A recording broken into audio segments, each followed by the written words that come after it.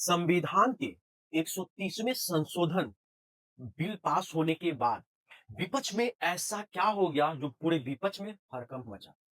जैसे लालू यादव के बेटा तेजस्वी ने विरोध किया है, ममता बनर्जी ने भी विरोध किया है और जितने भी तमाम प्रकार के विपक्ष है वो बिल्कुल विरोध कर रहे हैं।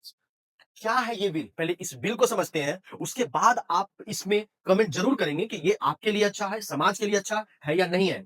हम जब भी बात करते हैं, तो किसी एक गवर्नमेंट के साथ नहीं होते हैं और हमारी बातें जो होंगी, पक्ष और विपक्ष दोनों होंगी। तो इसलिए समझदारी से इस बिल को आप समझिएगा और बात कीजिएगा। ये बिल है क्या?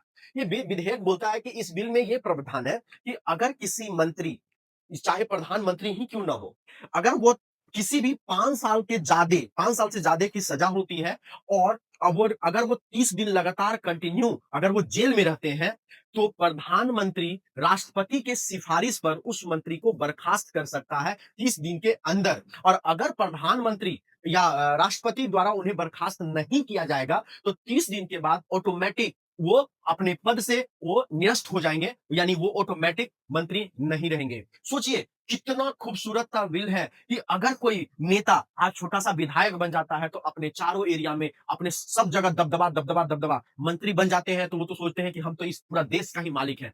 लेकिन बशर्ते ये सरकार ने इतना खूबसूरत बिल लाया, ये मेरे अकॉर्डिंग बहुत ही खूबसूरत बिल है कि अगर कोई मंत्री अगर किसी भी ऐसे गुनाह में है जिसमें 30 दिन तक लगातार वो जेल में होते हैं, तो उनका मंत्री पद जा सकता है। तो सोचिए एक मंत्री कितना डर कर रहेगा और बहुत सारा जो क्राइम होगा, वो बहुत सारा क्राइम हमारा क्या हो जाएगा, घटेगा। तो इस बिल का हम लोग तो मेरा तो मानना है बहुत अच्छे से मैं समर्थन करता हूँ। आप अपना भी समर्थन और अपनी बातों को रखेंगे। अब इस बिल का विरोध कौन कर रहे हैं?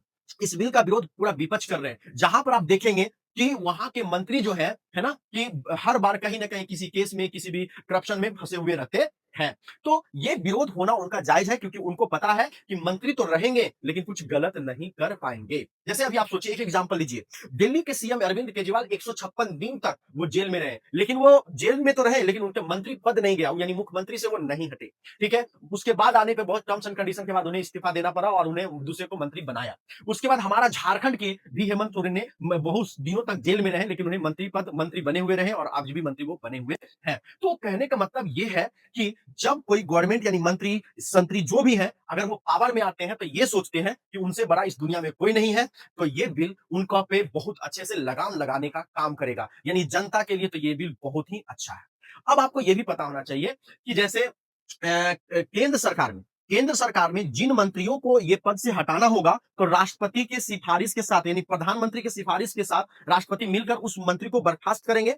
उसी तरीके से राज्यों में, अगर बिहार राज्य में, राज्यों की बात मैं कर रहा हूं, तो राज्यों में मुख्यमंत्री राज्यपाल के साथ बैठकर विचार कर कर या सिफारिश कर कर, यानी कोई मंत्री अगर ऐसा पाया जाता हो कि वो 30 दिन तक जेल में है, तो उसे बर्खास्त किया जा सकता है। यानी राज्य में मुख्यमंत्री राज्यपाल के साथ मिलकर बर्खास्त करेंगे और ये तो नियम है ही। अगर मुख्यमंत्री ऐसा नहीं कर पाते हैं, 30 दिनों तक मुख्यमंत्री अगर ऐसा नहीं कर पाएंगे, तो वो जो मंत्री होगा जिन जो 30 दिन तक जेल में रहेंगे, वो ऑटोमेटिक बर्खास्त हो जाएंगे। उनकी कहानी बिल्कुल क्या हो जाएगी, वो खत्म हो जाएगी। इसी तरीके से केंद्र शासित राज्यों की जब हम बात करते हैं, तो केंद्र शासित राज्यों में भी ये नियम कानून लागू होगा, लेकिन केंद्र शासित राज्यों में जब मुख्यमंत्री राष्ट्रपति से, यानी केंद्र शासित राज्यों की जो मुख्यमंत्री होंगे, वो राष्ट्रपति से जाकर इस बात को डिस्कशन करेंगे और जो मंत्री आरोपी पाए जाएंगे उन्हें बर्खास्त किया जा सकता है। यानी हम लोगों ने समझा आज 130वें संशोधन के बारे में, पूरी जानकारी के बारे में। इसमें जनता की भी राय होनी चाहिए। बहुत प्यार से बहुत अच्छे सुझाव आप भी दे सकते हैं, आप अपनी आवाजों को बुलंद कर सकते हैं, लेकिन ये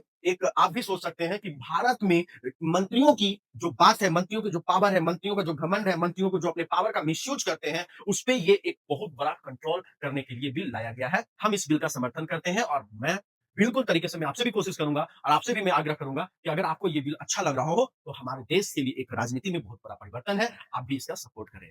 और भी ज्यादा इंफॉर्मेटिव वीडियो के लिए हमारे चैनल को सब्सक्राइब एंड लाइक करें। Thank you. जय हिंद, जय भारत।